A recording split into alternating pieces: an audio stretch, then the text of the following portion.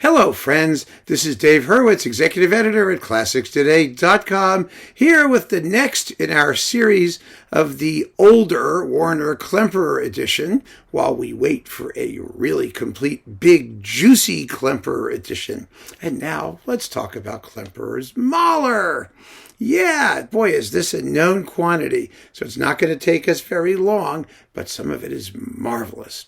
Absolutely marvelous. First, Symphony number 2, The Resurrection, with the Philharmonia. These are all with the Philharmonia or the new Philharmonia. Now, Klemperer's Mahler 2, like so many of his performances, is saturated with his particular brand of unsentimental directness.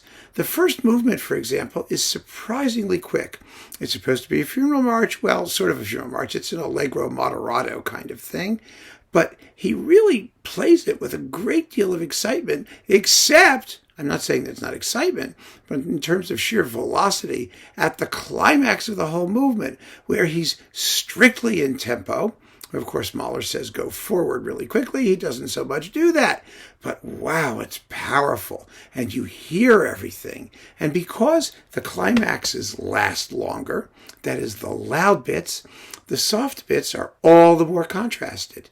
Now, the playing is not perfect. There are some scruffy bits, especially in the strings, where like the bassoons and the cellos don't quite get along when they're in unison, and some other things like that happen. But it's okay. The second movement is lovely. The third movement, the scherzo, is also rather measured in tempo, but you really hear all of the grotesquerie in the clarinets,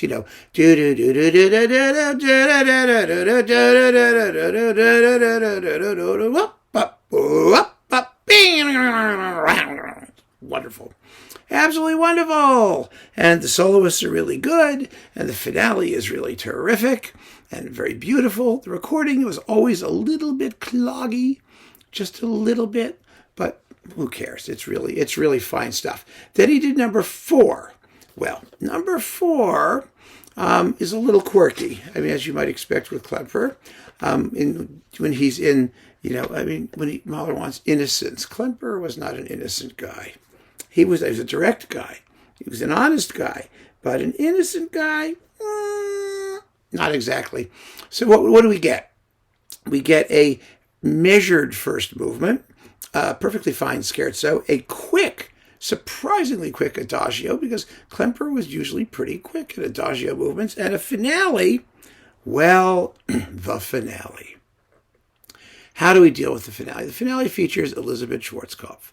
Now, Mahler indicates, that the singing has to be with a childlike, innocent expression, completely free of artifice. I mean, Elisabeth Schwarzkopf was the opposite of that, always, and she is here.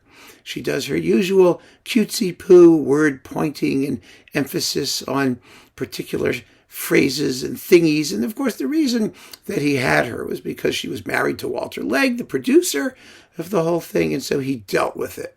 And I think Schwarzkopf is just horrendous, but the rest of the performance is Klemperer, so what the hell, If you have to have her singing, Wir genießen die... Oh, never mind, it's horrible. Okay, then we get a bunch of Lieder, which are fabulous. These were fillers for various things, with Christa Ludwig and the Philharmonia, and that is hot stuff. You get Ich bin der Welt abhanden gekommen, Mitternacht, das irdische Leben, ich atmet einen Lindenduft, and wo die schönen Trompeten blasen. It's absolutely beautiful. There's a wonderful masterclass on YouTube where Christa Ludwig coaches a singer who is doing this song and doing it miserably. And Ludwig is brutal, absolutely brutal, this singer. It's really fun to watch, I have to say. All right, then we get Symphony number 7. Now, this is late Klemperer, and it's slow Klemperer, and it takes forever, and it's just tortured and tormented. Although, it's not entirely awful. But 27 minutes for the first movement, 24 minutes for the finale. Oh my God. Some people swear by this performance. They do. And I can't, what can I say? It is perverse. It is demented. It is ridiculous. But it's a weird symphony. So you could argue that, it kind of survives. I wouldn't argue that. It doesn't. It really doesn't. Then we get, let's see, the ninth, really fine ninth. Now, this ninth is one of those just nakedly emotional performances. It has its nerves are raw and exposed. Granted, the rondo burlesque, the third movement, it could be quicker, but it snaps and it snarls. And that concluding adagio, again with Klemperer, how long is it here? I have it here open so I can tell you. Okay, 24 minutes, not bad. He doesn't get through it in like 5 minutes. It's slow. And there's an odd little sort of cheep from the flutes at the climax of the whole adagio. It goes da da da da da, sweep da da da da, crash. Not quite sure where that came from.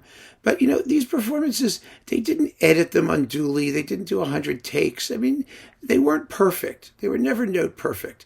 But they're emotionally very, very true. Absolutely right. And the whole thing is capped by, of course, one of the reference recordings of Das Lied von der Erde with Christa Ludwig and Fritz Wunderlich. So that itself is worth the price of the box. It's absolutely marvelous. And, I wish that Klemperer had done some more Mahler. He was very picky in what he elected to do by Mahler. He didn't get all of the Mahler symphonies. Like most conductors, he would have liked to have done the sixth, of course, because it's Germanly dismal and it's tragic, and he would have done it really well. But they had Barbaroli, so they weren't going to do Klemperer, and that's a pity. It would have been nice to have had both. But still, it's a wonderful memento of Klemperer, of course, who knew Mahler quite well. Mahler supported Klemperer's career. He had nothing but the highest regard for Mahler the man. He knew how Mahler conducted his music. And this is evidence that has absolutely nothing to do with how Klemperer conducted Mahler's music. Something to always keep in mind when we talk about the issue of pedigree.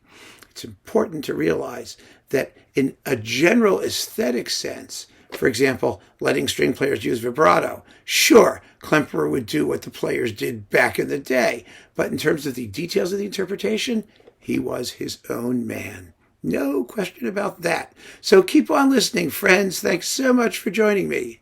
Take care.